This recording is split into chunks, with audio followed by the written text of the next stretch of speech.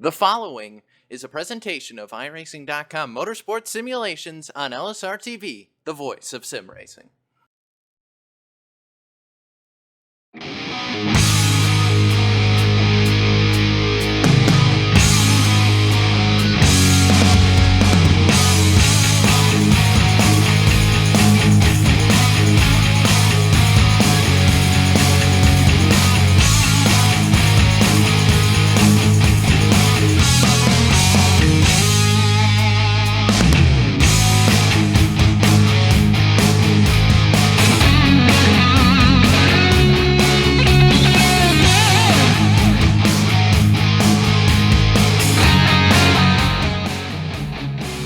Live tonight from the Great American Speedway here in Fort Worth, Texas. We're at Texas Motor Speedway, and it's time for another round of the Real Sim Racing Icebreaker Series, live right here tonight on LSR TV. Good evening, sim racing fans, and welcome to the show. Cisco Scaramuza alongside Chris Murdoch here to bring you all the action. And Chris, here we are, a mile and a half here at Texas. This is probably one of the tougher tracks on the circuit. It's definitely an interesting mile and a half track.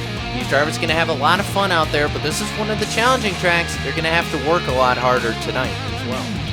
Yeah, definitely. Texas is always an interesting track, and I'm always excited to go here, especially with these B cars. These Xfinity style cars are so much fun to drive around this track, and I'm excited to see how these drivers treat this track here tonight. Yeah, absolutely, and we want to thank everyone here joining us on the stream. Of course, these numbers that we've been seeing on the broadcast have been absolutely amazing, and we want to thank each and every one of you for coming out tonight to support us, and of course, your favorite driver, who, gee, I wonder who that might be, Chris. But either way, a couple fan-favorite drivers, but let's not waste any time and jump straight to the points right now, and you've got that right next to you. Point standings, as they saw, they're really close right now for the top 10. Yeah, definitely. Points are always close. We had a really close racing. We saw a lot of people last week who didn't have such a great week at Daytona really get up there and finish in the top 10 position last week. So it's going to be interesting to see how people run after this week. 2 races down. We're race 3 here at Texas Motor Speedway. People are going to be trying to make a name, get up there. People you see riding in the back normally are going to try to make their move up to the front and show that they're still trying to run for this thing as well. Yeah, absolutely, Chris. And qualifying beginning to run down here. We have about a minute left. So before we do that, we're going to take a look, of course, at the track facts tonight here. Well, we mentioned it's the Texas Motor Speedway, and of course, the Great American Speedway located in Fort Worth, Texas. Of course, a mile and a half track. IndyCar says it's 1.4 miles, but not the case here. 24 degrees of banking. What's the key for you here tonight, Chris? Which corner do you think is going to trick these guys up the most? I'm going to say coming off of turn 2, you always have to be careful of coming off of turn 2. When you get into that corner, you can always use way too much wheel coming off, have way too much wheel loaded into the car, and just coming off, you can easily slide off and you'll find yourself in that inside wall. So turn 2 is going to be my corner to watch here tonight, and it's basically been the trouble corner for this track in the past. Yep, and we're just now waiting, checkered flag in the air for qualifying. So with that, we're going to head down and take a look at tonight's starting grid presented by Hippie's Paint Shop. Right now on the front row here for the starting grid tonight, behind the brand new iRacing rough 12R pace car, Brian Macklin gets the pole here tonight with a time of 29.126. Great time for him. Not too far behind him. Only 2 100ths right behind him. Raul Alves in that 30 car starts second. And on that inside row 2, you got that 13 of Dwayne Vincent and Jeff Ward in that 4th position with a 29.193. Starting 5th is going to be the 41 at EJ O'Rourke. He's 5th in the championship standings right now, doing a great job in that 41. David Comstock to his outside, his teammate, starting 6th. 7th, you got that 14 of Bobby Turrell, and Chad Cole going to come home in 8th. 9th is going to William Hale in that LSRTV 62 Mustang. 10th is going to go to the 54 of Tim Matthews. Just outside your top 10 on row 6, you got Laura Lawson in that 25 car. Jose Gonzalez outside her in 12th. 13th is going to go to Gerald Campbell in the 35. Eric Arnold in the 31 here tonight in the Mustang. He's starting 14th. Kevin Linden 15th, 16th to 20 of AJ Browning. 17th is going to go to Kyle Tarasca in the 88 Tax Slayer Camaro, and 18th is going to be Scott Stenzel. Michael Waters 19th, and rounding out your top 20, that 2 car of Mike Kelly. Jeremy Bazemore going to start in 21st. 22nd going to go to 68 of Scott Stenzel. 23rd, Ronnie Potts, and that 45 of Josh Cheney comes in 24th. 25th is going to go to Justin Lisenby, and 26th, Jeff Fabiano in that Twitch TV Chevy Camaro. 27th belongs to Jeffrey Ford, and Alan Rowe comes home in 28th. 29th is going to go to Shane Ewing in the 32 Rayvac Camaro, and 30th is going to go to Jared Trish. Scott Brotherton comes in 31st, 32nd, that 12 of Joey Gattina. 33rd is going to go to John Fowler in the 44. 34th is going to go to Doug Roth in the 43 STP Chevrolet. 35th, and your last driver to take time, Joe Hudson, in that 75 machine. Mike Franklin will be 36th, 37th, Michael Priester, Eric Shearer 38th, 39th, Bobby Wetzel, and 40th, Douglas Wyatt. It should be fun here as the cars head off into turn 3. Cisco, what are you looking forward to this race? I'm looking forward. This is going to be a great race here. I'm expecting to see a lot of side-by-side action. We saw that Saturday night in the USR Truck Series. I'm expecting to see it here tonight. A lot of familiar names, a lot of great drivers out there tonight on the grid. The pace car gonna head to the left to pit road. Thanks for joining us here on LSRTV. Green flag in the air. Brian Macklin's on the round pedal. We're away here. Yeah, and Brian Macklin's one of those drivers who had a little bit bad luck going late in these races. So great to see him off to a great start, commanding lead over that 30 of Raul Alves as they head off into off of turn 2. A little side-by-side battle back between Dwayne Vincent and that 9 of Jeff Ward. They're side-by-side right now. The 40 of Comstock's going to dive to the inside there. He's going to have the preferred lines. They head down to turn 3 right now. David Comstock's got the advantage. They head down to 3. Yeah, Comstock on that inside lane, still battling that 9 of Jeff Ward, not giving an inch. You got the 41 of DJ Ward looming in the distance, along with behind him the 8 of Chad Cole. They're looking to make moves. Everybody on their fresh tires. They're trying to make as many moves as they can. As you see the 41 jump to the outside, going to lose a lot of momentum off the corner there. That's going to allow Chad Cole to get by him, and even that 62 of William Hill. Battle for the lead right now. Raul Elvis and that Dracon Tech Chevrolet Camaro just got the lead away from Brian Macklin, the Gary Mercer Trucking Camry right there. And Macklin's kind of looking to have a little bit of rebound last week. Didn't have the race he wanted. Of course, ended up in a huge wreck at Fontana. Not looking to repeat that here tonight. He wants to go out there and win. We know he's capable of it. That car's been so fast here in the series so far. We're just waiting to see when he's going to make his move. Yeah, definitely. Brian Macklin's always one of those drivers who are up front right now. He's got to worry about that 13 of Dwayne Vincent, who is right on the back bumper. He can't be too focused on him. He's going to allow that 30 of Raul Alves to get away. The 9 of Jeff Ward took a huge lunge to the bottom there of the 13 of Vincent. Vincent up the track. He's going to try and use the outside to apex that corner a little bit. He gets a great run out of 2. We're going to continue side-by-side as they head down the backstretch towards turn 3. Vincent going to swing way up. I think he's just trying to get out of this traffic a little bit. It's really intense up here at the front.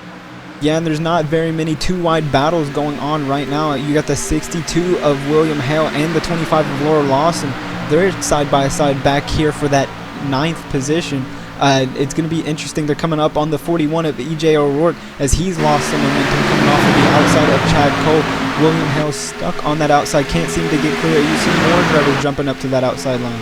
Can't help but notice Laura Lawson went against my wishes and put yellow wheels on that car, so that's now 4 very bright colors on that Camry right there. Definitely, I believe, as Evan said, it stands out, I believe, that 25 car. But she's making her way up through the pack. Didn't have the qualifying effort she wanted. Running 8th right now. She's up 3 spots. Yeah, definitely. She's up the move. She's going to be right on the inside corner panel of Chad Cole coming off of turn 2, looking to use that 41 as a pick as they're going down into 3. Not going to be able to make the move this time.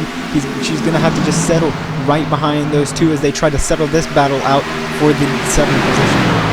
Out of 4 right now, side-by-side in front of her. E.J. O'Rourke on the bottom. Chad Cole up on the high side. Cole, of course, looking to have a bit of a resurgence here. I believe it was Jacob Seelman who, at the end of the Full Throttle Cup Series, was looking to say, hey, Chad Cole, you got to step your game up. Of course, the most winningest driver here in the RSR, just period. I mean, he's won more races combined than anyone else in the series. A couple drivers behind him, of course, of note. Guys like Scott Eckridge, guys like David Washington, those guys had breakout seasons last year, but Chad Cole leads them all, and he's certainly had a bit of a resurgence here. Yeah, definitely. And speaking of the lead, we go up here to Raul Alves in that 30 car. There's been a bit of a 3-car breakaway. You got Jeff Ward, Dwayne Vincent, Raul Alves, and then back a little bit, about half a second, you got Brian Macklin leading the charge of the second pack. You know, not the start that Brian Macklin could want or does want, but at least he's keeping the car clean and at least learning in these first few laps of this race. And he's around friends for the moment. I mean, David Comstock, E.J. O'Rourke right behind him. I mean, that's the Aftermath trio right there. Those 3 Gary Mercer Trucker-sponsored cars, all part of Aftermath Motorsports. They're all working together right now, and they're just content to ride for right now, Chris. And meanwhile, it's still kind of a hornet's nest back behind Kyle Tarasco. We see a battle with the 14 right now. They're side by side as they head down to turn 3. Yeah, Kyle Tarasco, one of those drivers who started a little bit back in the field, about mid-pack. He started 17th. He's up to 10th, making that pass on the 14 of Bobby Terrell. He's looking to make a move here. He's going to get right up on the back bumper of Laura Lawson going into 1. It doesn't seem like he's going to be able to make the move this time, but just getting right on the back bumper, he's moving through this field. Yeah, Kyle Tarasco has been, well, I mean, he's probably been one of the more aggressive drivers we've seen here in the Real Sim Racing just series in general. As he took a look on the inside of Laura there, and Laura just threw the block there. Not going to work, though. She shuffles up the track contact. She gets spun out. Oh, that's a huge wreck. Caution's going to be out on that one. She's up and over. Looks like she was just trying to take the lane away from Kyle Tarasco, and it didn't work. The 2 drivers collided, and it sent her up and over out of turn 4. That was a huge wreck right there. She got sent high into the air. We're going to take a second look at it on the LSRTV replay, and it looked like Kyle Tarasco's. We're going to see if we can get an onboard shot here from that car. Yeah, he just stuck the nose down there. I don't know if Laura thought she was clear or what happened there, but as a result, huge wreck right there. Laura Lawson barrel rolling that Toyota Camry a couple times there, gets hit by the 20 of Browning. And, well, we're under caution here for the first time, and, wow, that was a biggie. Yeah, definitely, and you're going to see all these drivers come down pit road. That was lap 11 when that caution came out, as you see them all duck downhill, duck down the turn down into pit road. 75 just sitting there. Yeah, 75 just sitting there. There he goes off as you get 3 wide further on back for the 9th going into pit road. Going to be interesting to see. All these drivers going to take 4 tires and fuel. Who's going to be the first one off pit road? I guess we're going to find out. Cars heading down pit road right now. Raul Alves parks in his box perfectly. Brian Macklin, though, he has that number 1 pit stall here. We'll have to see if he can get that drive off of pit road to get that spot back. Meanwhile, it looks like 4 tires for the most part for everyone here out of this top group. Haven't seen anyone take 4. Dwayne Vincent got a great stop. Holy cow, he's out of the pits.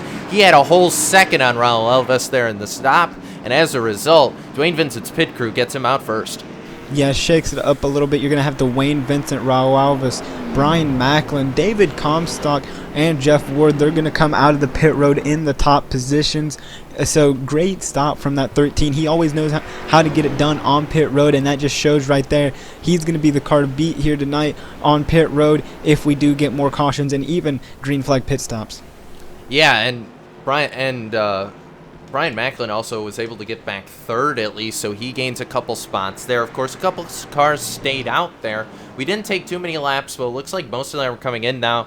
Led by, well, I was going to say that. The orange cone goes for a ride there. The 35 of Gerald Campbell decided, I don't really want to go down pit road just yet, so he's going to stay out here. So right now, he gets a lap led. I mean, that is a bonus point, but it's early enough in the race, Murdoch. I don't think you really want to be pushing it. I believe he was even involved in that wreck because I am seeing some damage on that right rear. I wouldn't be staying out there. Yeah, definitely, especially 11 laps into this race. This track is so tough on the tires, especially with a lot of rear end damage. I feel like he's just going to be ate up on this restart. Not a good decision in my mind, but hey, maybe he's thinking something else and he can get this done on this start.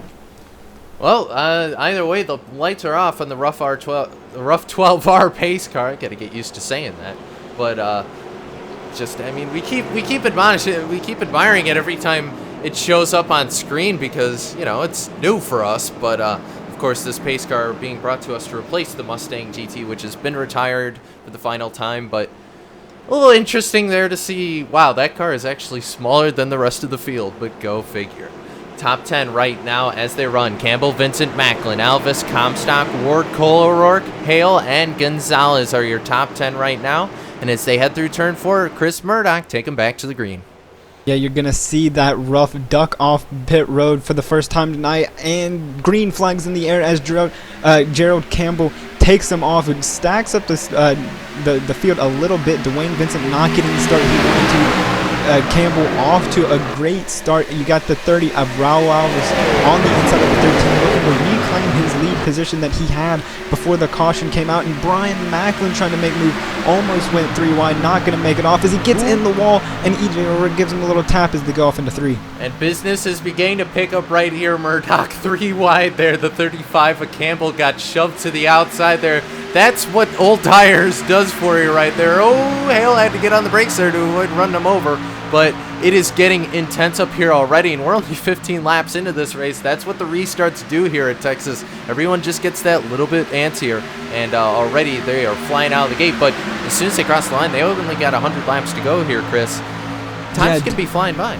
Yeah, definitely. It's very, very risky up here, especially towards the front. It seems to be all sorted out a little bit. You got a little bit of a 3-car breakaway between Dwayne Vincent, Raul Alves, and Jeff Ward. Behind them, a 2-car battle between Brian Macklin and EJ O'Rourke. Teammates also David Comstock in that battle. Right behind them, that 8-car of Chad Cole. Yeah, Chad Cole just kind of stalking right now. Tim Matthews back in the top 10 right now, running 8th. He's right behind Chad Cole there as Macklin's going to file in behind his teammate. I think that damage hurt Macklin a little bit more. He only brushed the wall there, Murdoch. But either way, looks like just not like the handle he wants on that car. I think Macklin at this point is just content to ride. I think he's looking for a longer run car here than everyone else. Which is exactly what he needs here, is a long run car. Just sit there and ride. Take it easy. He's been involved in the past 2 big ones in these past 2 races. So a nice little rebound for that little 3-car of Brian Macklin would be exactly what the doctor ordered. We're going to go straight up here to the front. Jeff Ward on the back bumper of Raul Alves for that lead as we cross the checkered start-finish line for lap 18, going off into turn 1. He's right there, but he's got the 13 of Dwayne Vincent right behind them and catching them slowly but surely, that 41 of EJ O'Rourke.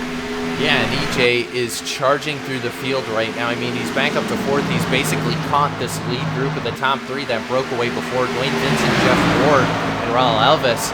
And Jeff Ward, how about a surgeons here developing number 9 Camaros? He's going to jump to the inside right here. He's going to look to get a sneak attack there on the 30 of Alves. It kicks him straight to the outside. New leader, Jeff Ward, goodbye. Yeah, definitely, and that almost opened up the door for Dwayne Vincent to stick his nose in there as you got Raul Alves trying to peek through the inside as the caution's out here for the 2nd time tonight.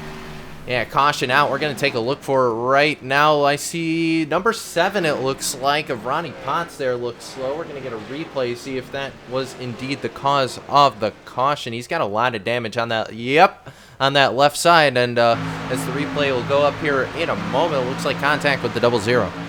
Yeah, definitely 2 drivers getting together there. Unfortunate for those 2, a little bit farther back in the pack around that 20th position. So it's going to be it's unfortunate for those drivers, but you know, it's what you get here at Texas, especially with the tight racing we were seeing early on during this race. And almost had the car saved there. I mean, that was a heck of a save if he had saved that, but just the overcorrect on the last bit there caught him at the end, caught the fence. And that's not going to be the first time that we're going to see cars in the outside wall out of turn 2 here tonight. I mean, you said it in the pre-race show. That's where you think trouble's going to come, and I tend to agree with you here. Texas always likes to bite drivers, especially off of turn 2. Yeah, definitely. As we get a look up here at the front, drivers down pit road, new leader Jeff Ward right before that caution came out. Raul Alves was looking to the inside to try to make the pass again, and then that yellow flew. So going down pit road, looking at Dwayne Vincent, maybe he's going to have another great stop here on pit road. Well, we're going to find out here. Jeff Ward accelerating to his pit stall right there on the brakes, pulls it in right there. Everyone else going to pull in right behind him. Brian Macklin looking hopefully to pick up a couple more spots on pit road. Right side's going up right now on these cars. Raul Elvis got his right sides now. Left sides are going. Still don't see any 2-tire calls. Looks like 4 tires for everyone. And Elvis tried desperately to get out of pit road that time. Wasn't enough though. Jeff Ward was able to beat him off pit road, and Doug Roth is going to stay out and lead a lap. Yeah, definitely. Jeff Ward had the pit stop to beat that time by coming out just in front of Raul Alves. Dwayne Vincent third, David Comstock fourth, and EJ O'Rourke coming out fifth. That'll cycle through to be the 6th position. As you mentioned, Doug Roth staying out to get that lap led in that 43 machine. And that's the second driver we've seen stay out, and I would assume Doug Roth, he probably heard everyone yelling over the radio at Gerald Campbell, who stayed out over that last caution. Get out of the way or slow, get out of the way or slow.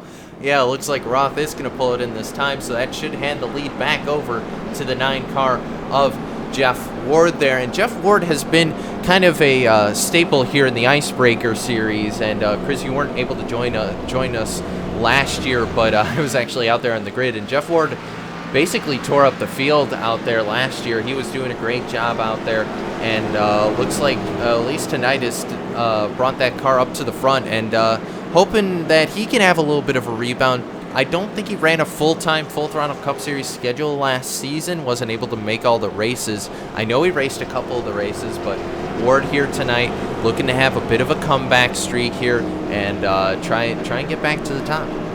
Yeah, definitely, and he's shown why he's one of these top drivers in this Icebreakers series. Jeff Ward leading a few of these laps here tonight, and also being practically in the top 5 for the majority of this race. So, I'm upset that I didn't get to join you guys last season, but I'm excited to see this 9 car in action, especially here tonight at Texas. Yeah, absolutely, and a bright green 9 car at that. I don't know why people are deciding to put lime green on our cars. I think Ford started some sort of like crazy revolution in paint schemes or something. I don't know. Well, if you do want paint schemes, though, go check Tyler Herr on Trading Paints. That's you've seen that, right, Murdoch? Oh yeah, definitely. Tyler's always producing great paint schemes. Great maybe isn't the word interesting paint schemes, I would say, actually. But just go check out Tyler Herr on Trading Paints and see it for yourselves, because it's definitely interesting, Cisco. Yeah, interesting. And speaking of paint schemes, if you want a professionally done paint scheme, check out Hippie's Paint Shop, of course, especially brand new title sponsor for the series. Hippie's Paint Shop is over 5 years providing top quality custom paint schemes for all iRacing vehicles at a low price, because after all, if the cost ain't high, it's just the painter. So that's Douglas Wyatt. He's been running this group for a long time. Always been a big staple here of guys here in RSR paint schemes. I'm sure the 43 Doug Roth had a car out there. There's plenty of cars out there. Scott Simley, I know those two drivers, big customers of Douglas Wyatt. He does some great paints out there. So hey, send him a like on Facebook. Check him out there. Hippie's Paint Shop if you're looking for paints that aren't made with Microsoft Paint. If you like that sort of thing. Yeah, definitely. Hippie's Paint Shop, always a place to go for professionally done paint schemes. We're going to see that rough pull off once again. Doug Roth leading the field to the green flag, off to a great start. You see Raul Alves try to make a move, get down below that 13 of Dwayne Vincent. He's not going to be able to. Dwayne Vincent on the inside corner panel of that 30 car. Raul Alves not getting the start he wanted to. That's going to allow the 13 to get around him, maybe not clear him this time, but going off into 3. Jeff Ward's pulling out to a great lead here on this start. Yeah, wow, he is just pulled away, and we've seen the leaders kind of do this, but they eventually get tracked down by at least 2 cars here, and they kind of form a 3-car breakaway here, so we'll have to see what happens, but it is getting tight down there between Dwayne Vincent and the 30 of Alves, who's been stuck on the outside. Raul Alves had an interesting week last week. I mean, he was running up front a bunch of the times, but got caught up in a couple accidents, and just, it's a little bit. It was a rough around the edges kind of race. He was able to salvage somewhat of a good finish there at the end of the race. Raul Alves looking to kind of capitalize, but right now he's getting freight trained on the inside there by the Kerry Merchant Trucking tag team apparently, because they have just teamed up on the third right now. Yeah, definitely. the 30 on that inside line. Definitely not where you want to be here at Texas. And you see Alvis trying to, use that side draft a little bit that we see at some of these bigger tracks and keep up with that 40 of David Comstock as he's just getting trained. You got the 26 now behind Brian Macklin. That's Jose Gonzalez. He's behind Brian Macklin. So if at all possible, that 30 car needs to find his way to the bottom as soon as possible. On board with the Meatball Company Mobile. Right here, the 26 of Jose Gonzalez, another staple here at the RSR. Just all the series in general. You can find Jose all over the place here at RSR, but he's kind of tracking down these guys and looking to jump down towards turn 3 right now. And great side-by-side action still between Alvis and Macklin. Yeah, definitely. Alvis still not being able to find his way. You got Comstock up there, maybe trying to slow down Alvis to let the 3 of Brian Macklin by, and as it does, Raul Alvis finds his way to the inside, and that just leaves David Comstock now up on the top lane. So it's just a vicious cycle here at Texas, especially in these early laps. As you see Jose Gonzalez try to go all the way down on that 30 car, not going to be able to do it this time. It's actually going to lose him some time as he backs right up to that 62 of William Hill. Yeah, and the 30 of Elvis going to go right back down on the inside of Comstock here, so they're going to go 2x2 again. Meanwhile, it looks like Gonzalez backed off these guys, let them race a little bit, and as a result, he's got a rear-view mirror full of William Hale. Chad Cole's back there in the 8, Tim Matthews in the 54, and now Michael Waters in the 55. He's also back here. He's kind of brought a kind of contingent with him. Scott Brotherton, Scott Simley, these guys have basically come through kind of the mid-card here, and they're kind of making their way up towards the front. Yeah, and if we're talking about the front here, Jeff Ward still leading this race. He's got Dwayne Vincent and E.J. O'Rourke falling behind. But as you mentioned right before we took the green, we always see the trend of the 3-car breakaway. Now, 4th place, Brian Macklin, about a second and a half off of that leader of Jeff Ward due to that battling with the 30 of Raul Alvis and the 40 of David Comstock. So it's allowed these cars to kind of break away and form their own little group of a race here. Yeah, and it happened again. I mean, like we said, it's a 3-car breakaway. I don't know if it just comes down to they keep battling for 4th place or if it's something to do with how these cars are picking up the draft tonight. But either way, as we're seeing side-by-side action between Macklin and the 30 of Alvis, and also Hale in the 62 and Tim Matthews in the 54 also going side-by-side. Just it's odd. I mean, this isn't a plate track. We're not really used to seeing like tandem action or anything like here. It's a 1.5-mile track. But it just seems like the top 3 are just able to break away, and then there's a stopgap back to 4th. Oh, yeah, exactly. And you see now Dwayne Vincent getting so close to that 9 of Jeff Ward as he's kind of got E.J. O'Rourke, kind of distance behind him, but Raul was able to clear Brian Macklin. That's going to single file everybody out except for that 62 and 54. Tim Matthews, one of those drivers that we've talked about a lot this season. He's always been up front. He's showing his way back up into the top 10 on the outside of that LSRTV machine of William Hale and just trying to get back up to that front position, which we know him so far behind, so well this season. And Tim Matthews, I mean, talk about a driver who's basically made his living here on LSRTV. I mean, we saw him in USR, we saw him in RSR, we saw him in Ascors for a little while. I mean, we've seen this guy plenty of times. We know he knows how to drive. He's definitely good. He's definitely a good long-run driver for what we've seen here, but he knows how to get it done on the short run when he needs to. Of course, back there is Mr. Underdog from the Full Throttle Cup Series, Mike Kelly. Kind of lurking back here. He hasn't made as much noise so far in the Icebreaker Series as what I was expecting to hear out of him, but he's been up here. He's still been here. He's just been kind of lurking, sort of like what he did in Full Throttle. Yeah, and all the cards seem to be falling into place with that 2 of Mike Kelly. He started in the top 20 in that 20th position. Now he's up to 12th, fighting his way back in this little 5-car battle we got going on here for the top 10. So it's good to see Mike Kelly back up towards the front like he's known to be, and on the back bumper of Scott Simley in that 68 machine, looking to try to make a move. Not going to be able to do it off of turn 2. He's actually going to fall off a little bit. So great run for that too. Yeah, and now a little bit of it looked like Matthews was going to take a look. Wasn't there, though. Wasn't close enough. to get by that 62 of Hale. Now Cole actually going to surprise it on him, run down the inside, going to triangle right now.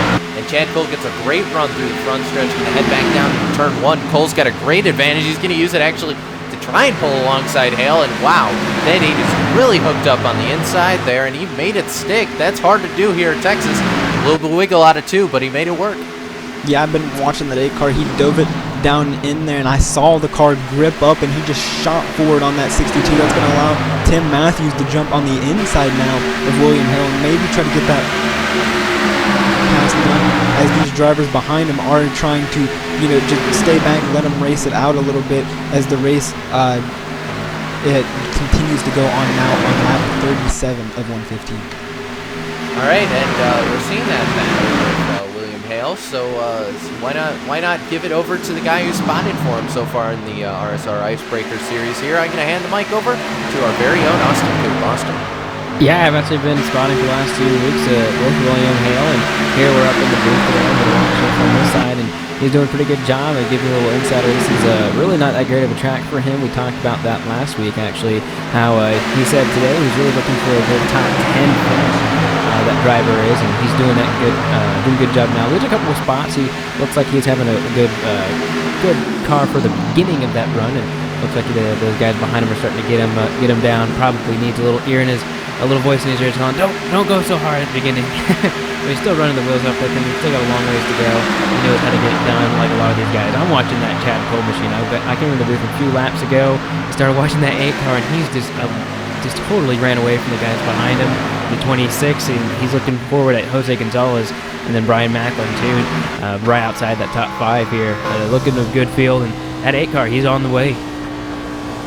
Yeah, definitely. As we move up here to your leader, Jeff Ward, he's able to pull up a half a second on Dwayne Vincent, really making that car, opening up that car, and showing what this long run can do for a car like his. Dwayne Vincent not far behind, about half a second, so it's going to be interesting to see how this long run progresses here at Texas. Yeah, and Jeff Ward and Dwayne Vincent, they're very accustomed to being at the front, and seeing them kind of distance themselves away from the field is, it's not too atypical. Seeing behind them, David Comstock was doing really well last week as well, and Paul Alvis. Somebody that we've talked about and has just had some terrible luck is that Brian Macklin machine in that 03 right there. He's had some pretty bad luck of becoming the pole of the first 2 races, if I'm not mistaken, and he gets the pole again today, and then he's in 6th place, trying to make that car work a little bit, trying to see what it can do. And at this point in the race, he's still doing a good job. He's keeping it up there towards the front. And, he's got those guys behind him. He's got that 26 of Jose Gonzalez still there. He's trying to hunt down that number 30 of Paul Alvis. Yeah, Jose Gonzalez definitely having a great run here tonight, right on the back bumper of Brian Macklin. They've seemed to be, distancing themselves, having a big battle. Brian Macklin and Raul Alvis have been battling this entire race, starting from 1, 2, now back into 5th and 6th, so they just don't want to let up here. As you see David Comstock right in front of them, he's catching that 41 of EJ O'Rourke little by little, going to pull in his teammate here, maybe have something for him in this long run. Yeah, and you're watching that number 03 kind of looked like he was going to give up the position a little bit, but then he got a big run off of the turn 2, right back down into turn 3. That 26 is going to go to the bottom, and the 03 of Macklin may let him go here just for now. It is only 43 laps in, but here at LSRTV, we're going to take a quick break as the action continues, and we'll see you guys on the other side.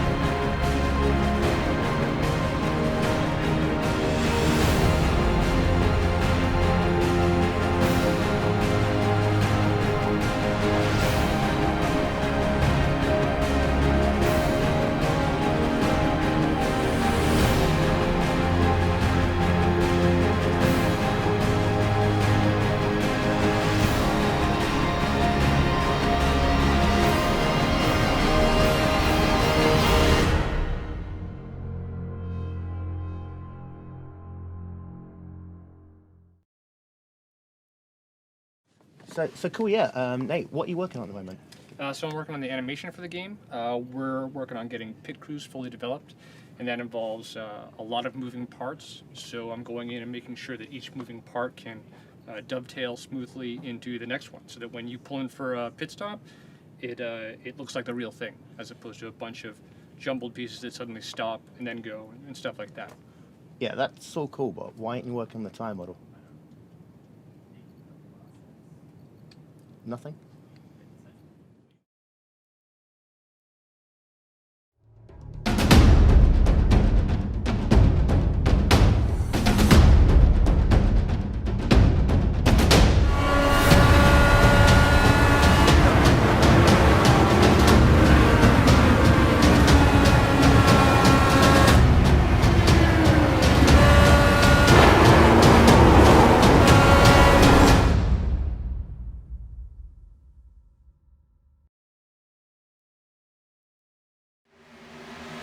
Welcome back to the RSR Icebreaker Series. We're up front. We have Jeff Ward, who's a second and a half ahead of Dwayne Vincent, who's running a good second. Then you have David Comstock, EJ O'Rourke, and Jose Gonzalez right behind them. We were talking over the break how they have become single file here, Chris. And the only bad thing about that is that some of these guys up front, they're liking that. But the farther you get back, it's a hard charge up to the front, and gaining any big substantial amount of time is really hard, especially at this point in the race. You got to hope that those caution flags or the pit stops are really friendly to you, and that everything works out right at this point. Looking at the battle between 16th and 17th place with Scott Brothern and Shane Ewing. That's a good battle right there in turn 2 here. And it looks like Shane Ewing is going to take the position out of the corner, and that position is for that 16th position. Up front, though, looking at the number 9, he's led a lot of laps today, and he's looking to do some more damage here, Chris. Yeah, definitely. And speaking of time and spacing these drivers out, Jeff Ward alone has pulled about 2 seconds on second place. That's David Comstock. So really opening up here in this long run. You got a little bit of a pack here between Raul Alves, EJ O'Rourke, and Chad Cole. They're battling right now. That's for the 5th position, as Raul Alves is on the inside, about to clear EJ O'Rourke going into 3, and that's going to allow Chad Cole to come right on the inside of that 41 machine, stuck on the outside. Look, we've seen so many drivers here today. That's going to allow Brian Macklin come right up off of turn 4 and be just a little bit closer to this pack.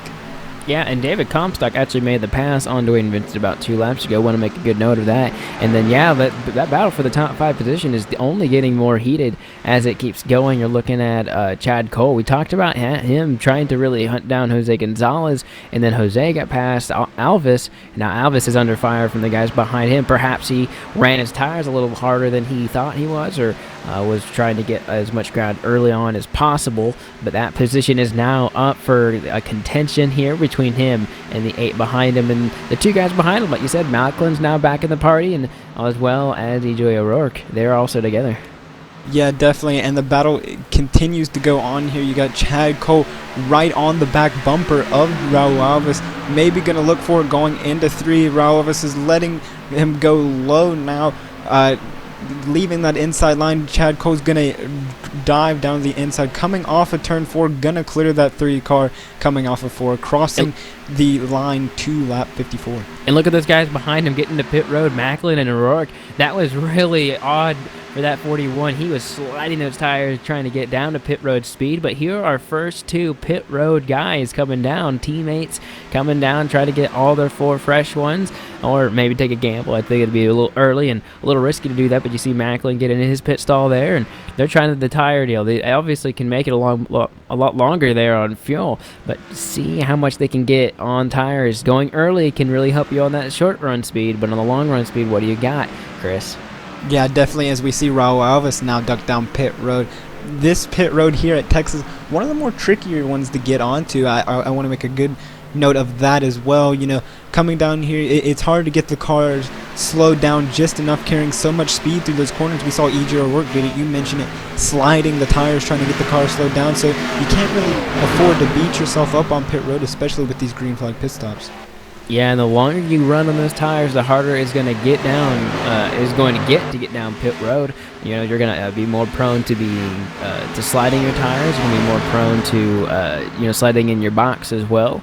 And getting, like you said, it's just off the turn 4 is just a little odd. Getting on the apron and getting slowed down. That 41 had a little bit of trouble. I don't know if he made it or not. It looked like Macklin made a swift hit on the brakes as well, got his car a little wiggly, so they may have lost time on that, but at the same time they are coming in a little earlier. Watching the 12 of Joey Katina get right by the number 9 of Jeff Ward without problem. However, Ward is your leader, and he's well ahead of him. Joey Katina 3 laps down, of course, now only 2. Behind him, David Comstock is gaining, but when will these guys come down pit road? Do you think it'll be sooner or later, Chris? I think it's going to be soon. You can't really afford to lose that much time here. Pretty much the entire top 5 has stayed out, maybe around top 6. Actually, all the drivers who have, been up in the front have been staying out. We saw a little bit of a shuffle there between Brian Macklin and E.J. O'Rourke. They shuffled it out. That's going to start the run. But, still, Dwayne Vincent, Comstock, Jeff Ward, as Comstock goes right around that 27 of Jeff Favignana, who just now came out of pit road. He's going to go down pit road now. That's the 40 of David Comstock. Yeah, and also Hale came down as well. Looks like everyone is starting to cycle through their pit stops little by little, as the leader also came in, and so that relegates Dwayne Vincent as your leader on lap 50. It would be 59 here coming this time by. And whenever that leader comes down, that's typically when the rest of when everyone else starts to come down as well. It's just kind of one of those things. You can stay out as much as you want because you want to stay with the leader, but as soon as that leader comes down, it seems like typically everyone starts coming down. As you're still seeing Dwayne Vincent stay out there, and he has a hungry Jose Gonzalez behind him, maybe wanting a lap to be led at this point in the race, get a couple bonus points or get a bonus point. That can always help you out in the long run if you don't get a win.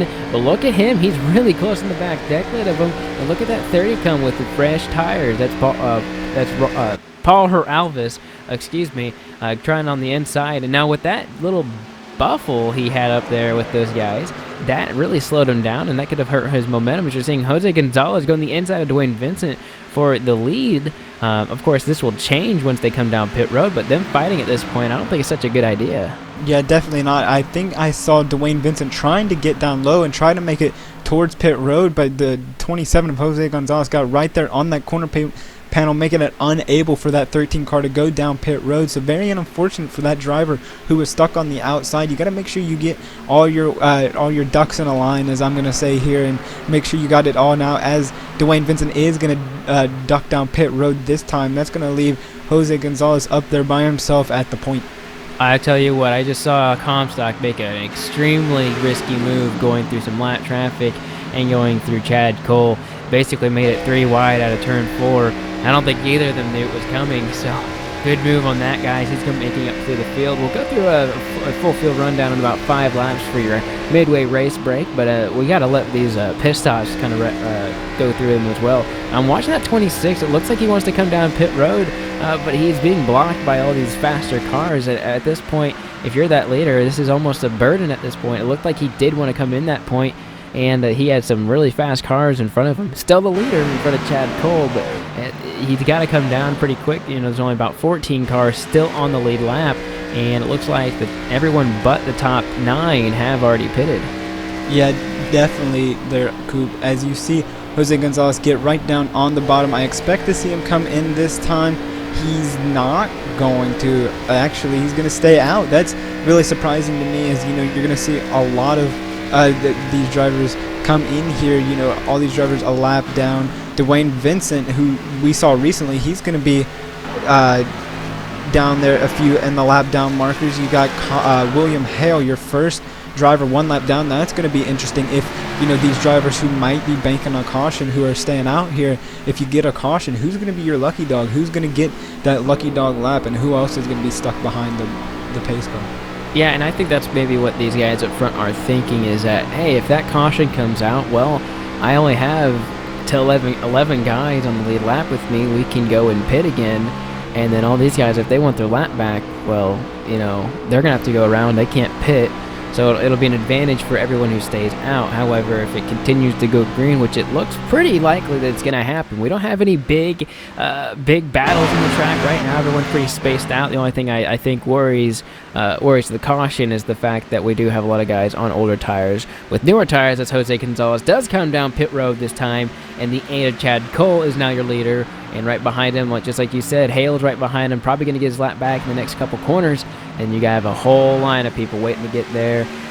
Basically, they're waiting in line at the candy store to get their lap back for Chris. Yeah, definitely, and that's going to stick that 8 car on the high side. So if he's looking to come down pit road this time, he's going to have to get down to the bottom now, as it looks like he's going to be coming down pit road this time, as you see him duck below the white line. Dwayne Vincent going to go flying by him, but Chad Cole now making the move, and it looks like it's going to put Mike Kelly. No, Mike Kelly's going to come down pit road this time, so everybody's going to be coming down pit road now and getting their pit stop out of the way, as Brotherton is going to stay out here.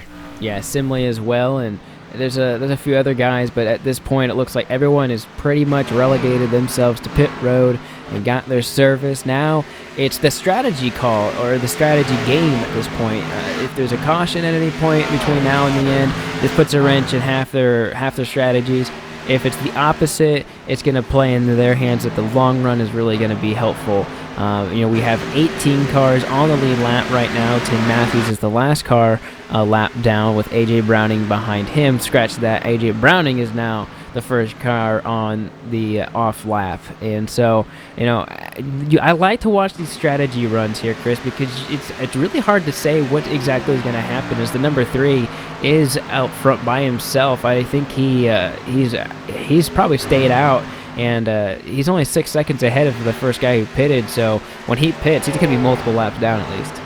Yeah, definitely, and he's not going to come down this time either, so that's going to put a little bit more time on him. EJ O'Rourke, as you mentioned, the first driver to come down here on pit road. Raul Alves in third, Scott Sim is fourth at the moment, but he's going to fall back as he's just now coming off of pit road. So, not really smart, in my opinion, for the 3 to stay out here much longer, as it looks like he's going to duck down to the white line and possibly go in this time. Yeah, he's really slowing down. But when you start 31st and your practice time is 27th on the board, sometimes you gotta try and throw the whole kitchen sink at it.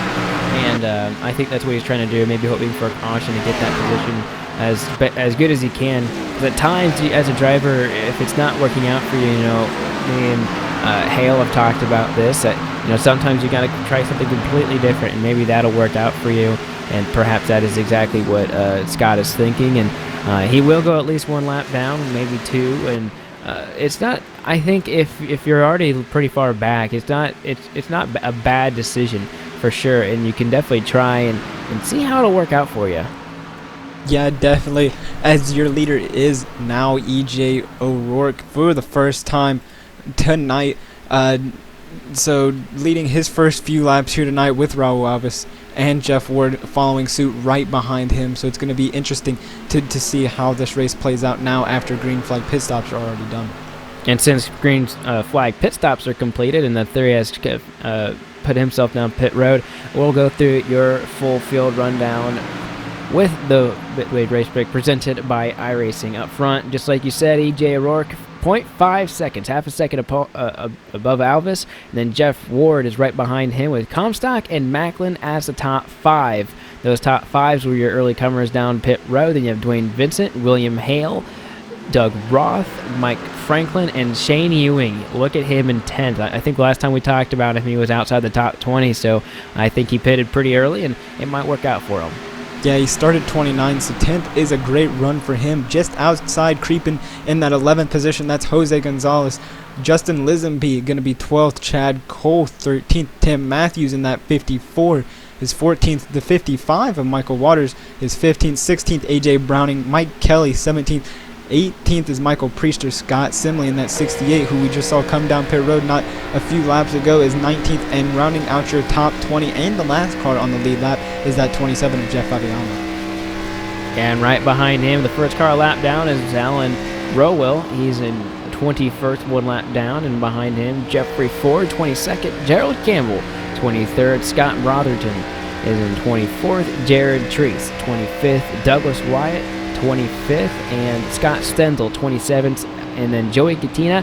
He is your first car 2 laps down with Eric Scher in 29th, and Josh Cheney is rounding out your top 30. Yeah, Coop, and we now get into the double digits. People who have been involved in wrecks earlier in this race. 31st is Ronnie Potts. Kevin Linden is 32nd. 33rd, Bobby Wetzel. John Fowler is 34th. Joe Hudson in that 75 car, he's going to be 35th. That 88 of Kyle Tarasca, 36th. 37th, Laura Lawson. Eric Arnold, 38th. 39th, Bobby Terrell, and rounding out your field, 63 laps down, that's that one of Jordan Bazemore. And just an update, that EJ O'Rourke machine just got passed by Raul Alves. He's in first, and then look at Jeff Ward right on the outside.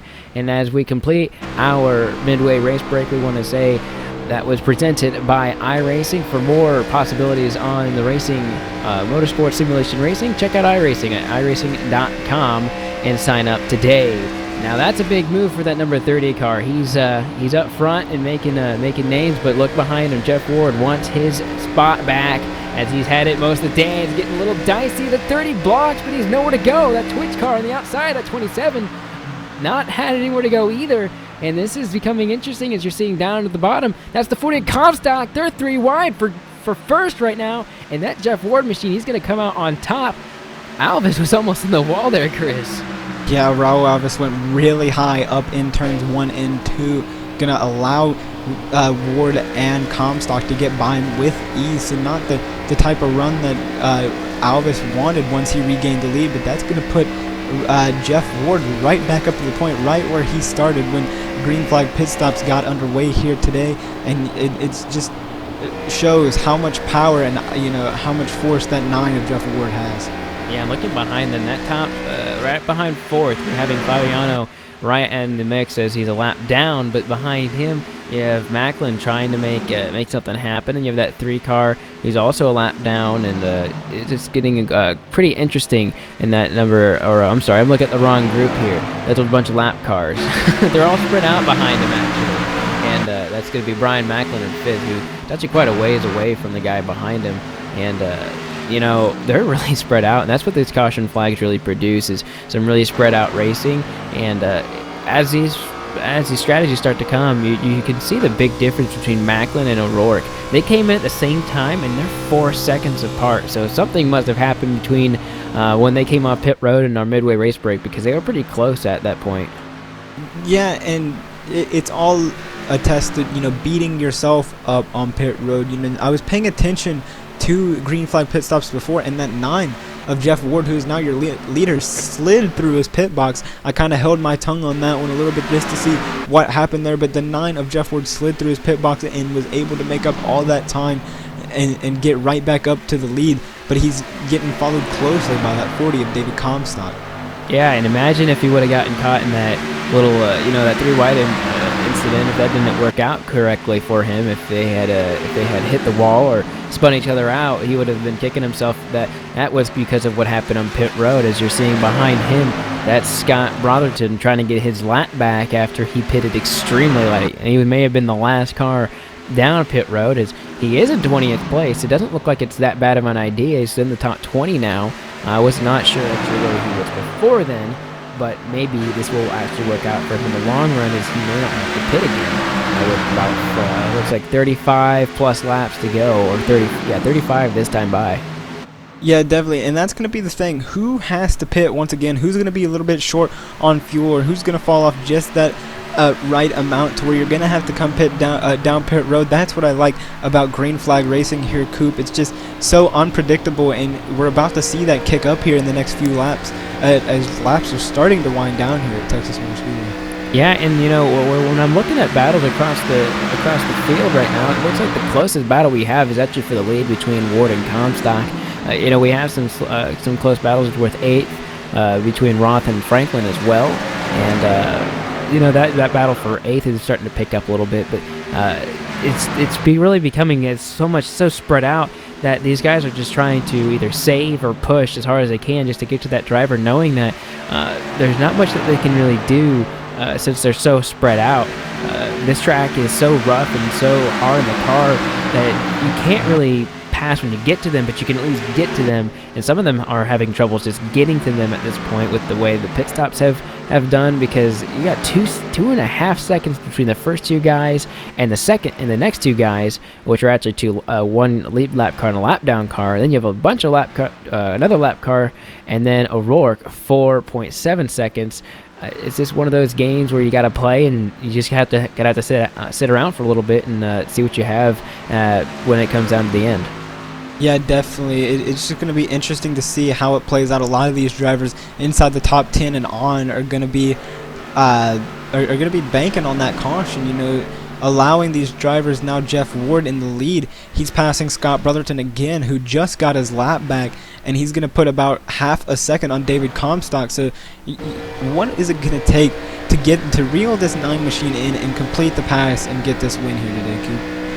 Yeah, he's just going to have to keep holding his line, but something I'm really looking at is Alvis is coming down pit road again, along with the 41 as well. It may be possible that they did not get their cars fully fueled or something, but I know that looks like an unscheduled pit stop to me from some of these guys.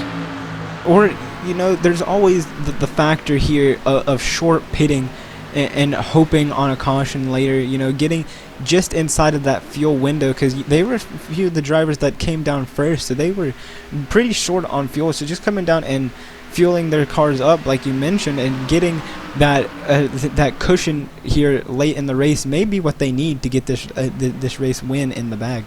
Yeah, I find that some drivers are really hesitant to come down for fuel even whenever they know they may not make it, just because of the fact that you might want that caution to come out. But yeah, we're seeing a lot more guys. The 62 of Hale is coming right back in, and it's another round of pit stops. It just seems a little odd to me for all these guys to be coming right back in. But like you said, fuel might be the big issue here with those guys trying the long run. I'm looking at that 3 car. He may have the grand scheme if it goes green all the way. Yeah, definitely. He was one of those drivers that stayed out as long as he possibly could, probably banking on that caution. But now he's sitting 18th. He's the last car on the lead lap, and he's pretty much good to go on fuel from here, from what my math tells me. So if he can just play his cards right, he might find himself up there where Jeff Ward is now, and taking that checkered flag to the win here tonight at Texas. Yeah, wouldn't that be quite the finish if that actually happened?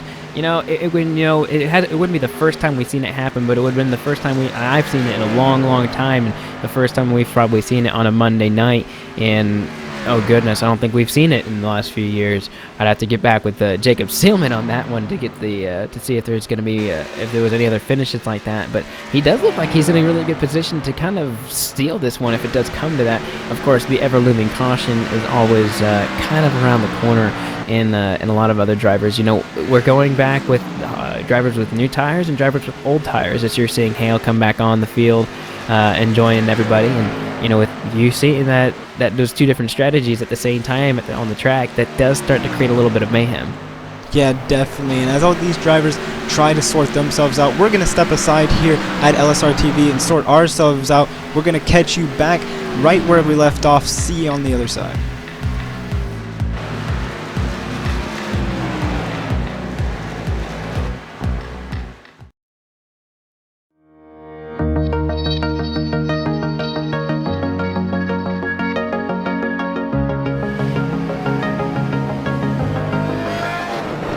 More than impressive, I have to say. I mean, the track is identical to the real track. I was blown away how realistic it is.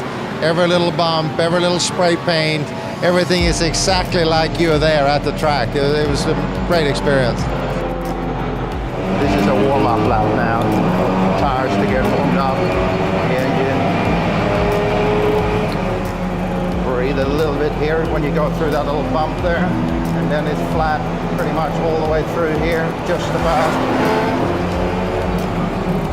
Hard braking. This is the slowest part of the track. And then I've done, I did many races in Formula 3, Formula 2. And then I did the very last race they did there in Group C in 1983 in the 956 Porsche. That's when Beloff got the lap record at the 6:11. I think I was second on the grid with the 6:14 or something, which was, I mean, those cars were awesome around there, of course, like any car is, you know, that speed. This is the corner of all corners here, the Schwerenkreuz. Flat all the way into it. And then trail brake all the way into the apex here. And then hard at it again to get good speed down the hill here. Mega fast down this hill here. Just jump from one apex to the next. Gotta be super precise here. I mean, it's almost exactly like the real thing. So, I mean, it is certainly realistic enough to get past the very, you know, a lot of the initial hurdles you have when you try to learn to drive a race car, you know. So, I mean, I think it's an excellent tool to learn how to race for sure, or learn to drive a car on a racetrack.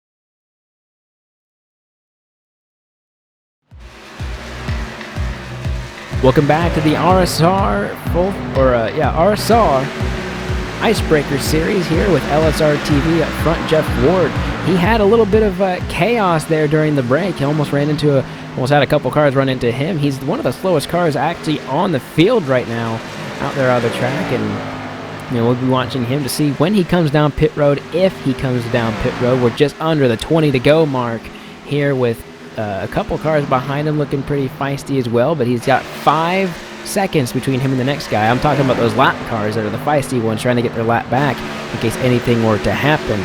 We're seeing some really fast lap cars trying to get around these guys that are on the lead lap, and this is only creating chaos here, Chris, and you got to believe that at this point in the race, you're not going to be given as much as you're taking, and if you're that lap car, you have a little more power than the leader does, and the leader might just have to let you go. But if you're that leader and and you're wanting to stay where you're at, you may be in trouble here as we're coming with about 15 laps to go in a few laps. Yeah, the two worlds collide, so to speak, there, Coop, and it's going to be interesting to see how this 9 car tries to fend off all these drivers who have come down pit road. David Comstock, one of those drivers who was in second when we went to break, he went down pit road. He's now back in that 13th position, so he was one of those drivers who got the fresh tires, put himself back.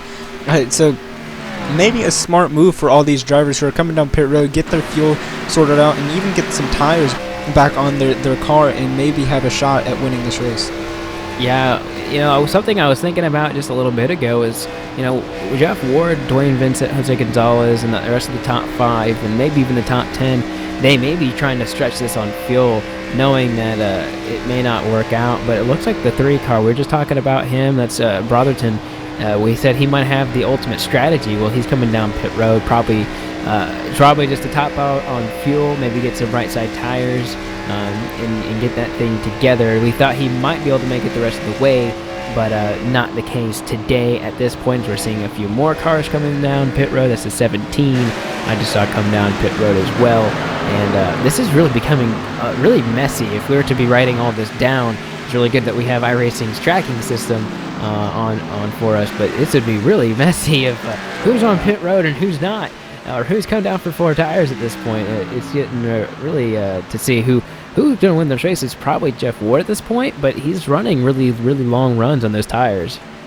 Yeah, definitely, and these lap cars are getting a little dicey right there. Coming off of 4, David Comstock got into the back end of Doug Roth, almost sent him around coming off of 4, trying to get around him with fresh tires.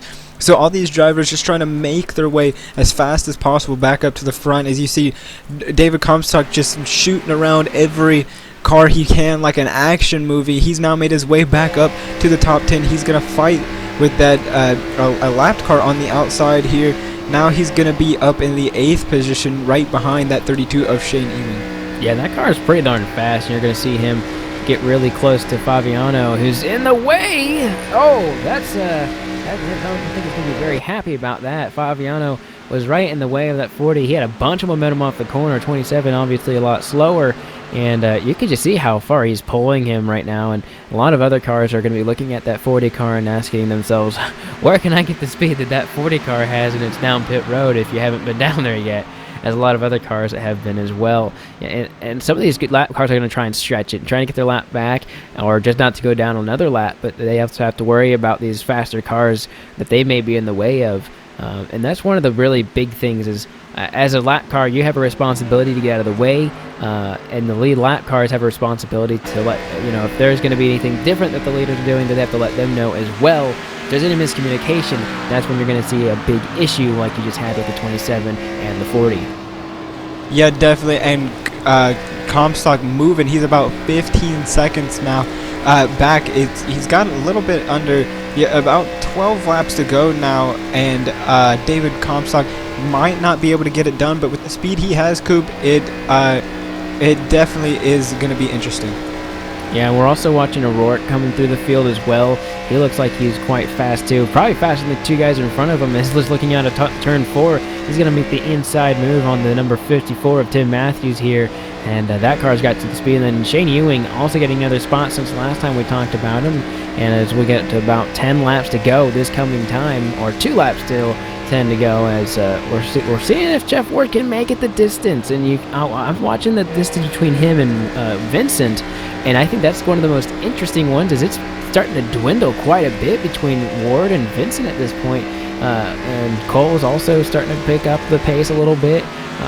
It's becoming a fuel mileage race at this point, and it looks like Ward's got the space to save fuel, but does he have enough time to do it? Or is that even a problem for him? We can't talk to him. I don't know if he would tell us anyways, but that's the thing at this point, is we're having 10 laps to go this time. Yeah, 10 laps to go, and still paying attention to that 40 of David Comstock. He's now about 10 seconds out, so he'll need to be gaining about a second a lap, and that's just to get to that 9 car of Jeff Ward. As a caution comes out, that changes absolutely everything here tonight, Coop. And William Hale just got around him, and so he's not going to have to worry about getting a lucky dog, and that will give the lucky dog to Justin Listenby. We'll get the caution and why it happened. I don't see any big torn up cars or anything. I'm hearing the 75 perhaps, or the 35, I'm sorry, that's a different car number, and the 75. Yeah, they both got collected. I don't know exactly what happened there. That's one of the most odd wrecks I've seen in a long while, for 2 cars to get tangled up in the front stretch that should never have happened. Yeah, you're going to see the replay up. It's just a very interesting wreck. Not really understanding what happened. They're just turning left. It looks like just getting contact. So unfortunate for those drivers. You know what that looked like? That looked like a sprint car in iRacing, getting in the gas full throttle, going right, and then turning right back left. That's what that looked like to me, at least. But what this does is this changes the game for everybody. For Jeff Ward, this may have been a good or bad thing, and for the few guys behind him, for everyone behind them, this is perfect, as you're going to see all of them come down pit road, maybe not all of them. Oh, we're going to have one car stay out. I think that might be a lap car, actually, but we're seeing most of the drivers come in. Top 4 is in, and looks like the 2 is going to stay out.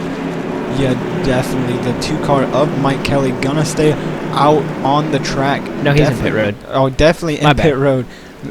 Our bad on that one there, So he's on pit road. Everybody gonna be on pit road. You'd be definitely not that smart if you were to stay out now, especially with under 10 laps to go here. 9 of Jeff Ward gonna slide through his box again. 2 tires for some drivers here tonight. Yeah, Chad Cole looks like the first car with 2 tires, and behind him, Dwayne Vincent with the first with 4. And no, it's not Jeff Ward with the second with 4. It's gonna be Chad Cole, Dwayne Vincent, and then the 26 of Gonzalez. This is kind of one of those you're going to shoot yourself in the foot kind of deals for Jeff Ward, knowing that this one might have been the one that got away, as we're going to have probably 5 or less laps till the finish. And if he's starting in 4th, which is what it looks like, at least of those drivers that stayed or that were in pit road, it does look like Hale is staying out, and a lot of others as well. Looks like everyone in front of him is actually a lap car. So Hale will lead them to the finish. I'm going to hold my tongue on this one. But, yeah. Yeah, might be able to hold your tongue on that one. William Hale gonna be your leader for the first time tonight, and it's not about how many laps you led here. It's gonna be about how the finish happens, and maybe William Hale's got something up his sleeve to kind of pull this to the win and try to get this win out. That's Chad Cole will be on his outside this time too. Yeah, we're trying to get William Hale dialed up here. Seems like he just went down pit road not too long ago. William, hey, it's Austin Coop in the booth. I know I was supposed to spot for you today, but I'm up here in the booth, and I still get to talk to you, and looks like you're going to lead the next restart. When was the last time you pitted, and how comfortable do you feel leading the field in this next restart? I don't even know how many laps to go we pitted, to be honest. I'm just leaving it in the hands of Ryan Keese, my crew chief tonight, and we're going to take it from there. He just said stay out, so I'm just a robot at this point. Well, hopefully you can do what you can to salvage the best position. I know you said Texas wasn't a good race track for you, but you're up front, and you might be able to make something worth it. You were in 18th before you were in first, so anything but 18th is probably going to be something good for you, and we'll let you continue on with the race, and good luck out there. All right, thank you. That's the 62 replacing me pretty darn quick. I'm just kidding. As behind him, Chad Cole with 2 tires. This may be his saving grace, though. With the 8 on the outside, of the 62, that's going to be, it won't be a buffer, but it is going to be a car that's not going to be as fast, at least on that short run. We're going to have 5 laps to go. You're seeing all those lap cars get their lap back, getting the wave around. But the 62, 0 tires. The 8-2, everyone behind him, 4. Or they got the wave around, so they won't be a factor. So the first car with good tires is at 13 of Vincent, and then behind him you have Jose Gonzalez and Jeff Ward to finish out your top 5. Now the thing is I've been noticing a small connection issue with the 13 as well. So Chris, before we go green, any final thoughts before this last restart? Well, Coop, business is about to pick up here tonight. It's definitely going to be interesting as we're going through 3. I'm as close to the edge of my seat as I can possibly get as we get ready to go back green here. Yeah, the new pace car is about to make its way off into pit road. This will be the final restart unless they start wrecking before they get the green flag. But here we go. William Hale controls the field. There he goes. Gets actually a pretty darn good restart. We'll see what he has. Green flag in the air. We'll see what Hale has for them as the guys behind him are still too wide. Hale has control of the field with 5 laps to go. Yeah, definitely. Dwayne Vincent not getting the start he wanted. That's going to hold up the most dominant car tonight. Jeff Ward, who's definitely going to get our most laps leaderboard at the end of this race, it's going to hold him up, not getting the start that they wanted to. Dwayne Vincent now single-filed it out. They're going to be trying to get up, but Cole's a little bit loose. He's going to go up the track there as William Hale's just going to get shuffled by. It did not last for even a lap. Great job by that 62 machine and trying something at least, but now it's going to be a 2-car battle for the lead between the 13 and the 9 as Hale blocks the track, and it's going to stack everybody up. The 40 is loose, and it's going to be a contact. 40 in the wall. In the wall down the track, and it's going to be a big one. Oh, you could have saw that one coming a long ways ago, but you saw it there on your screen, and that's just sometimes the way they go when you take 0 tires or 2 tires. He had it pretty well there until they went 3 wide, it looked like. We'll get you a replay on the screen there for you. The 2 moved him into him, and the 40 car is probably going to really be upset with the 62, but and the 62 also blocked the 2, so it was kind of a chain reaction at that point, and then it was on from there. Yeah, definitely unfortunate for all of these drivers involved, and especially for that 9 of Jeff Ward. We talked about him throughout this entire race being the most dominant, but hello to our race winner, Dwayne Vincent, somebody who's kind of been laying back the entire race inside the top 5, coming home when he needs to bring it home, and he's going to bring home that lead once again in the RSR series.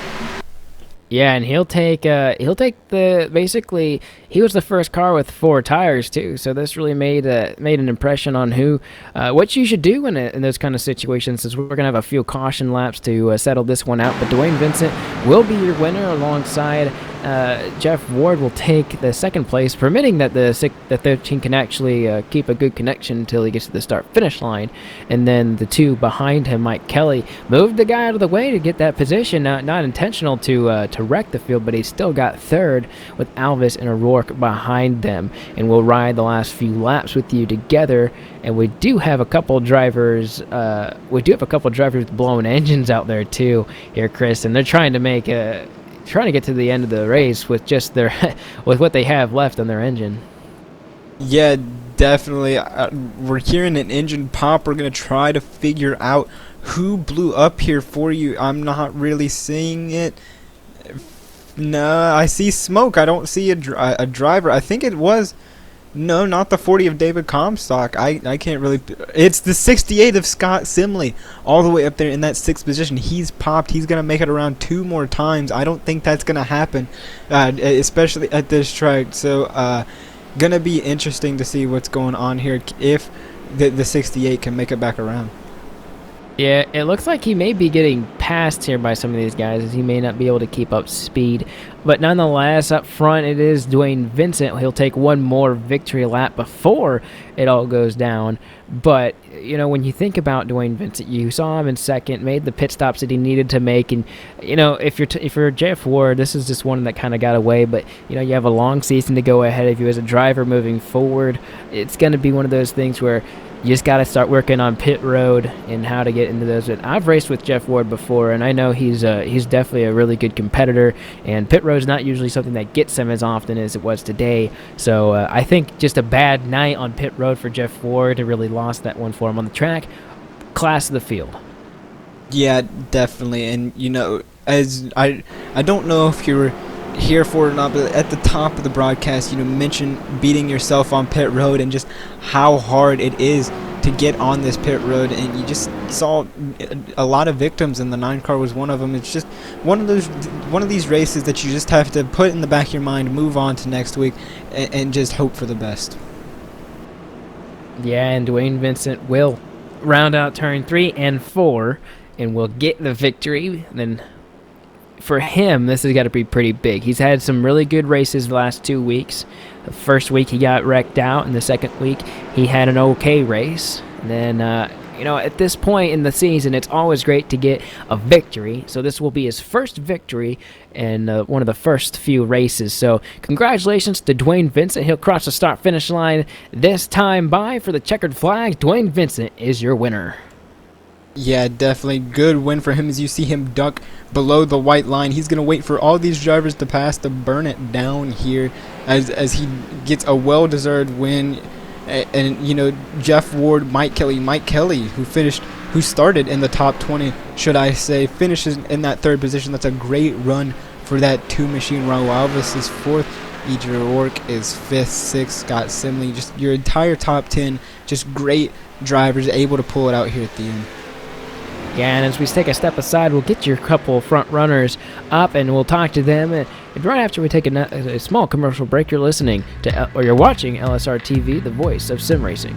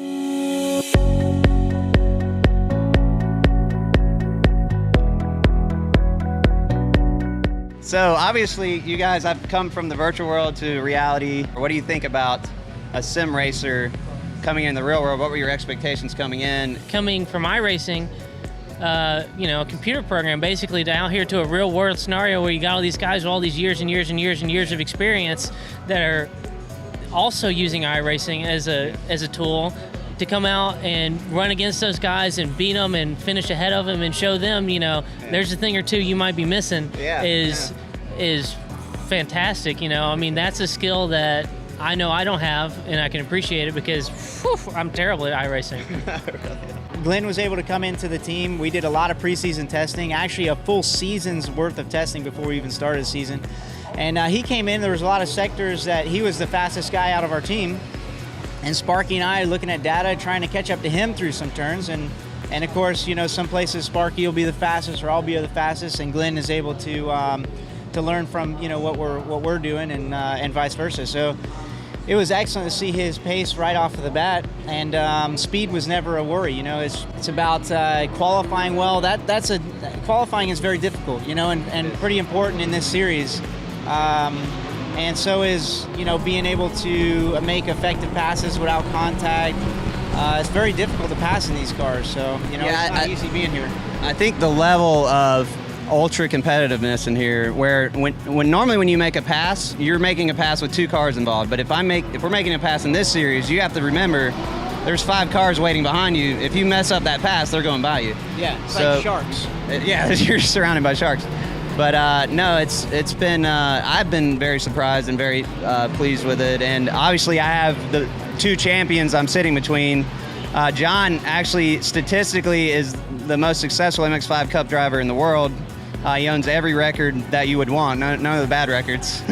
Maybe some of them, I don't know. Maybe some of those. Records. And Sparky's one of the quickest guys in the paddock, and obviously the champion now. So I couldn't have picked a better team to be with 6 Sideways. I'm looking at what everybody in the paddock calls gold. I mean, they will pay to look at John and Sparky's data, and I get full access to it. And I get to see where I'm doing well and see where I can improve. And I've been really pleased with my progress.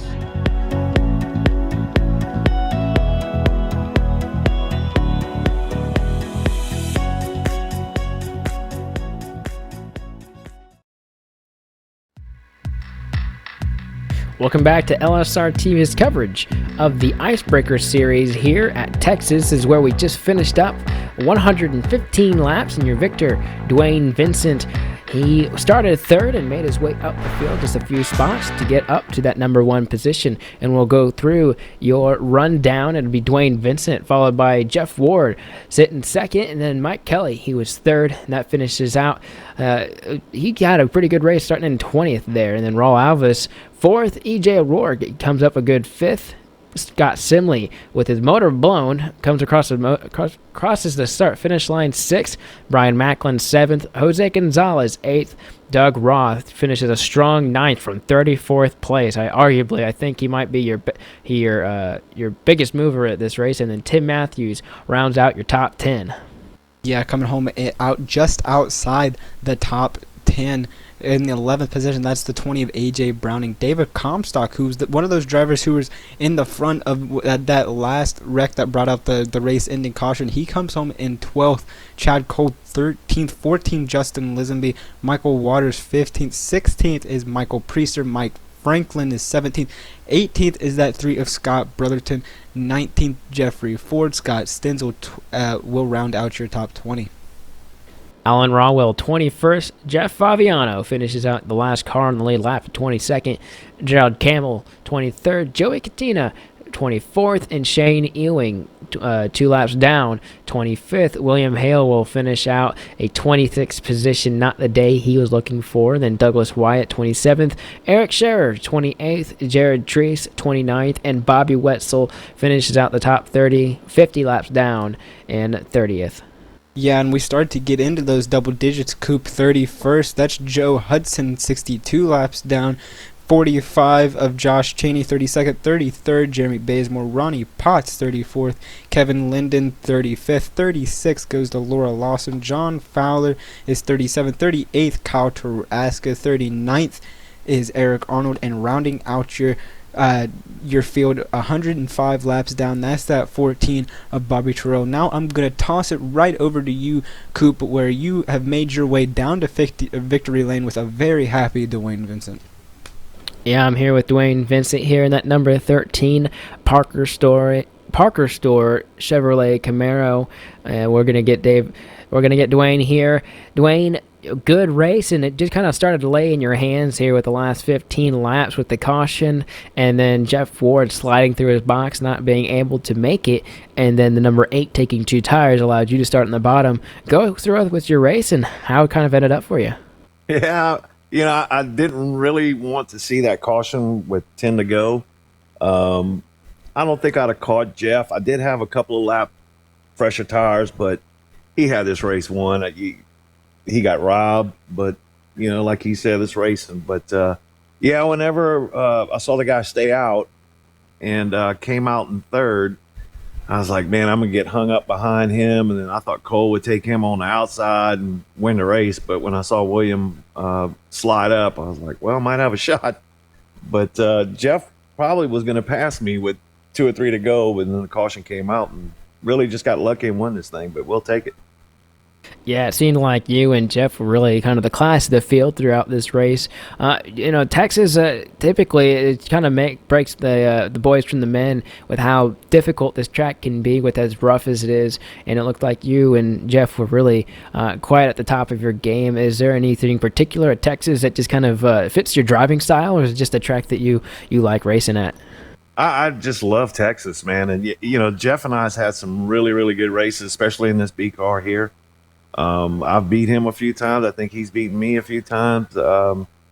Once the race started and we got about 20 laps in and it was him and I kind of breaking away, I said I knew he was going to be the guy to beat. But I love Texas. For some reason, it's been very good to me. Now for you at this season, this is your first win, so it'll be a good shot for you in the championship run in the future. Now going on from a race like this, where can we expect you to be doing? Or should I say, how can we expect this momentum to help you out forward? Well, just keep your confidence going and stay with it. But got some good tracks coming up. Some that I'm not too happy about, but the chase ought to be very, very interesting. So I'm looking forward to it. Should be a lot of fun. Yeah, and this does basically guarantee you a spot in that chase. So we want to congratulate you on that first place finish. Is there anyone that you want to shout out to, or any sponsors you'd like to give out? Parker Store Hydraulics, all you guys at LSR. Everybody that does everything behind the scenes at RSR, those guys put up with a lot to make this happen. My mom and dad at home watching, and that's about it. We appreciate it. Well, congratulations on your victory, and definitely make it as a big celebration. I know you said you would have rather it went to the finish, but it seemed like you were in the right place and kind of luck had you in its grasp. Congratulations. Yeah, thank you. We got lucky. Appreciate it. All right, Chris, that was Dwayne Vincent. And then down on pit road, I know you caught up with Jeff Ward, and not exactly the happiest. Still finishes a good second, but I know you're going to be down there on pit road. I think you can see it from here. Yeah, definitely. I got Jeff Ward right here, finishing second after a dominating performance here tonight. Jeff, congrats on your second place finish. Why don't you take us through your night at Texas here? Well, Chris, we had a good car out there. Was able to lead a lot of laps, and actually, I saw David pit there, and me and him was, pretty much had pulled away from the rest of the field. I thought I didn't understand what he was doing. I looked down my gas, and I realized I needed to start saving a little bit. So we get out to, about 3 or 4 second lead there, and I felt like we had this thing wrapped up. We was good on fuel, and then I seen the caution fly, and that really hurt us. We didn't want that at all. So, slid through my pit, and Dwayne come out in front of me, and I knew it was his race to lose at that point. Yeah, and why don't you take us through those final 10 laps? You got those cautions that came out there, especially that one that came out with just about 10 laps to go. When you restarted, you got kind of held up on the on the restart, were you a little bit worried that you weren't going to be able to get around those guys? Well, I knew the 62 up front. I think he took 2 tires, so I figured it might be a little bit of a log jam, and maybe I could get a run on Dwayne. And I felt like I had maybe the car to get under Dwayne and try to make something happen there. But one more caution flew, and that ended the race. So, we went from, feeling like I had the thing sealed up to getting second there. So that's not so bad. That's a good points night, and Dwayne's tough at Texas. It seems like every time we come here, I'll just echo what he said about battling each other and having some good races. But he's real good here and wins about every time we come here. So congrats to him, and hopefully we'll get him next time. Yeah, and speaking of next week, we move on to Las Vegas, which is sort of similar to the track here at Texas. So is that a track you're looking forward to, looking to be just as dominant as you were here tonight? I think we should be pretty good there. I like running up on that high line in 1 and 2. It's track's got a lot of options as far as grooves, where you can kind of make your own speed. So yeah, we need a win. Dwayne's locked in, it looks like. So we need to get a win and get locked in, and we don't have a lot of time to do it. So the pressure's on, and we'll go out there, looking to dig and try to get it. Well, Jeff, before we let you go, we're going to give you a shot here to, give a shout out to your sponsors and just, who makes it happen for that 9 machine. Well, I thank the guys at Kentuckiana Motorsports, just helping out on setups and other leagues and races and things like that, and friends and family, and that's about it. Thanks to you guys for doing an awesome broadcast. Well, Jeff, we hope to be talking to you a lot more throughout this season. Good luck on the rest of the season. Thanks a lot. And there you have it. That's your second place finisher, Jeff Ward. I'm going to toss it down just a little bit farther down pit road to Austin Coop, who is caught up with your third place finisher, Mike Kelly. Yeah, Mike Kelly in that number 2 car, finishes in a good third place. Mike going throughout these multiple pit road strategies, and it all comes down to a finish with about 5 laps to go. Go through with your entire race up until the second to last caution flag came out. Yeah, no kidding. Surprise, there I was at the end. Kind of like I said at the end of last week, after I picked up a third, and it's the festival of 1.5 milers, and that's how it's going to be, starting in the back and working my way to the front. And boy, I had it all. I mean, it was great pack racing. I don't know if you saw in that one big yellow there with the 88 and the 25 getting together, I took it clear down to the inside wall, because I know from experience that once they start spinning off that turn, there's nowhere to go. And I squeaked through and then still spun out and nosed into the pit wall. Got that fixed up. That was in pretty good shape, and then we hit the green flag pit stops, and I slid through my stall and had a long pit stop. But I was still in pretty good shape for a finish there at the end. I was running 5th. Comstock was catching me really fast. I'm not sure if any of the other 2-stop guys were gaining that fast, but I was pretty happy with it to finish out under green. And of course, you get the yellow at the end, and all of that craziness just goes out the window. Don't mean nothing. So we lined it up with 4 fresh ones, and they got together there, and I squeaked through, and lo and behold, here I am on the podium again. Yeah, and that's what we were really wanting to know is, were you giving him the bumper, or did you give him the room? Because from our point of view, we really couldn't tell whether you got a car contact notification or not, but it looked like as soon as you were behind him, either the air or maybe you bumped them out of the way, you still got your third place finish, so I assume that they didn't either well because he just washed up the track. But from your point of view, how did that happen? How did that accident happen? I have no idea how that accident happened. As far as I know, I was cleared of him, so I'd have to look at the replay and see on there. Well, you do run a really good third place finish, and like we said, and like you said, really is from 20th to third. It sounds like that's going to be a consistent thing. Maybe a second place or a first place finish is in your future there, Mike. I hope so. The way this series is going with the talent and everything, there's 8 chase spots and 7 races to get them, and it's very possible there could be 4, 5, 6 different guys. So I'm racing for points and trying to get up in that area, but there's probably going to be limited spots, so I'd rather win one and get my way in that way. So, I'm kind of concerned about that, but I just got to keep trying to get up front and rip off these good finishes and be in position either way. And yeah, it doesn't look like I got any incident points there on that last deal, so hopefully I didn't have anything to do with that. Well, you did make big stride today, and you made a big stride last week, so it will only get better, I feel, for you in the future. And so for your third place finish, you got any shout-outs or sponsors you'd like to give a big thanks to? Yeah, of course, I-80 Speedway and Kaziski Auto Parts, and also the Little Sunset Speedway out there, and the Super Late Model Racing Series here in the Midwest. Great series. And my teammates, who really was just, Kevin Linden, he got knocked out early tonight. Unfortunately, had a bad race, but we'll be back strong next week. And thanks to you guys for putting it on, and thanks to Real Sim Racing. Great job, everyone. Appreciate it. Congratulations on your third place finish there, Mike. Thank you. Well, Chris, we had quite the tame one until the end, and then even up until then, we had a very, not jumbled, but definitely one that was hard to keep track of who was coming down pit road, because while some people were coming down for the second time, some people had come down none, and then all that was gone, and then we only have 22 cars in the lead lap at the very end of it. What a kind of different kind of paced race that we had today.